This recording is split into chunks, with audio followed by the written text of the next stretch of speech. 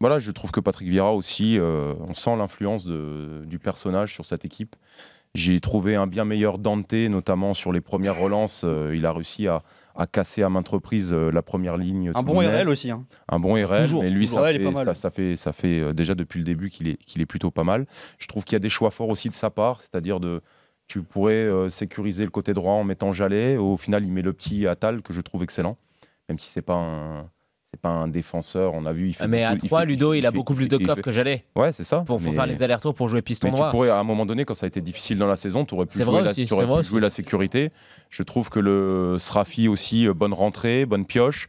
Le petit Attal très bon. Voilà, il te manque. Maolida n'a pas été excellent ce soir, mais il est intéressant dans le jeu de conservation. On va y revenir tout à l'heure dans les Vals, mais lui il peut prétendre au pied carré. Je me dis que cette équipe-là, quand Balotelli aura enfin décidé de revenir à un niveau raisonnable, ça peut être une équipe qui peut être très intéressante. Bah c'est exactement ça, c'est parce qu'en fait cette équipe, dans le fond de jeu, elle est très intéressante, ils vont très rapidement de l'avant, l'équipe est très audacieuse parce que quand tu joues avec un milieu de terrain avec juste Lasmelou et Tamès, c'est quand même deux joueurs qui veulent aller de l'avant, c'est pas des joueurs qui vont faits pour bétonner. Moi je trouve que la défense à 3 elle est excellente, Dante je pense que de jouer à 3 ça lui fait beaucoup de bien, ça lui permet de retrouver son niveau, ça lui permet d'avoir plus de sécurité parce qu'à côté il a deux jeunes, Sarr et RL qui font le boulot, qui vont au duel, qui lui permettre, tu vois, d'être un petit peu dans un fauteuil pour faire les couvertures et pour relancer proprement. Donc ce système est bien. Maintenant, le seul souci que j'ai avec Nice, c'est que à chaque match que Nice a joué cette saison, quasiment à chaque match, c'est intéressant, tu les vois bien jouer, mais il leur manque cet instinct de tueur devant.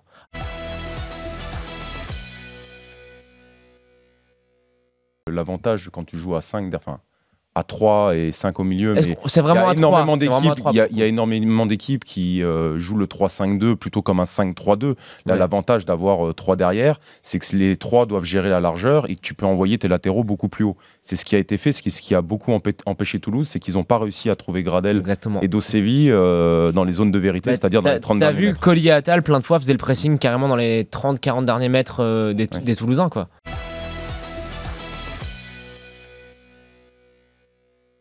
On voit qu'il essaye des choses encore ce soir sur sa compo de départ. Ton équipe, elle est quand même assez offensive. Tu as 5 joueurs à vocation offensive. Il décide de laisser Sangaré devant la défense et de mettre quand même Durmaz et Garcia pour animer le jeu. Or, tu te rends compte que finalement, à vouloir trop jouer l'offensive, il y a eu énormément de déséquilibre, sachant que tu ne peux pas t'appuyer sur une défense. Regarde, à l'image du contre qu'ils prennent sur le but, où ils sont éliminés à 6 joueurs sur la contre-attaque, mais ça s'est vu beaucoup de fois dans le match. Et au niveau de l'intensité, Durmaz et Garcia se sont fait manger par Tamézé et Lesmelou. Donc, je sais pas, est-ce que... et en plus, sur la profondeur de banc, tu vois que pour symboliser un peu ce manque de combativité, tu fais rentrer Cahuzac.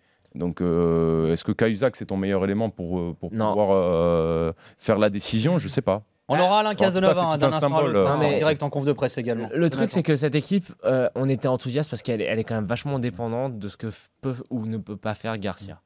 Dans les bons matchs que Toulouse a fait, Garcia, à chaque fois, a été très bon. C'est un joueur qui est vraiment agréable à avoir joué. C'est lui qui est vraiment à la base des offensives toulousaines. Il a une qualité de passe et une vision du jeu qui sont supérieures par rapport à la normale. Mais comme tu l'as dit, Ludo, l'équipe, elle est déséquilibrée. Donc on sait que Casanova a toujours eu ce fantasme d'être un entraîneur qui fait bien jouer ses équipes. Il s'est dit, vas-y, je reviens à Toulouse. Cette fois, c'est fini le béton. Je vais vraiment essayer de mettre en place les idées que j'ai. Et à chaque fois, ces équipes, depuis le début de la saison, elles sont quand même un petit peu déséquilibrées.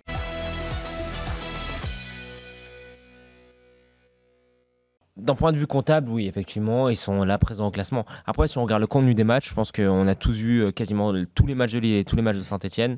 Dans le contenu, Lille a plus de certitude.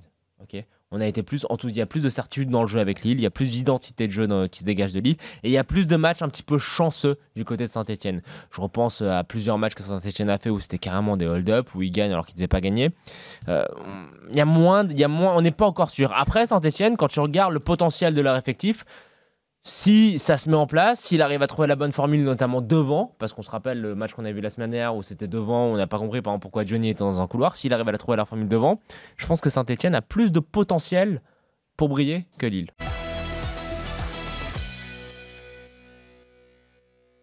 Et quand on voit ce qu'il a fait, moi j'ai beaucoup de respect pour lui, pour ce qu'il a fait par le passé, mais c'est un entraîneur qui est dépassé, et de le revoir arriver en Ligue 1, je trouve ça désolant. Mais après, c'est mon opinion. Non mais d'accord, mais là c'est sympa de le voir comme ça, de bonne humeur. Il suffit de faire un bon mot et tout, mais moi ce que j'attends, c'est de voir comment elle va faire jouer Nantes. Et quand tu vois la manière dont l'effectif a été construit, quand tu vois la manière dont l'intersaison a été gérée, en prenant Cardozo qui était là pour installer un projet sur le moyen terme, de voir Vaïd arriver au mois d'octobre, et ben je trouve ça déplorable. Mais après, c'est que mon avis. Ludo, ça te fait pas sourire de voir Vaïd comme ça? Si, ça fait plaisir, mais bon, je connais le personnage, donc je sais que ça durera qu'un temps. Tu l'as eu? Non, mais je suis arrivé juste quand il est parti en fait, à la jonction avec Claude Puel. D'accord. Et donc, bon, j'ai vécu avec le groupe qu'il a managé pendant quelques années. Ils étaient comment les mecs? Traumatisé? Non, pas traumatisé. Au final, c'est quelqu'un d'attachant, mais c'est vrai qu'il est dur, quoi. C'est la rigueur constamment. Donc, ce genre d'entraîneur, il t'use à un moment donné. Donc, c'est pour ça que je suis pas aussi catégorique que toi.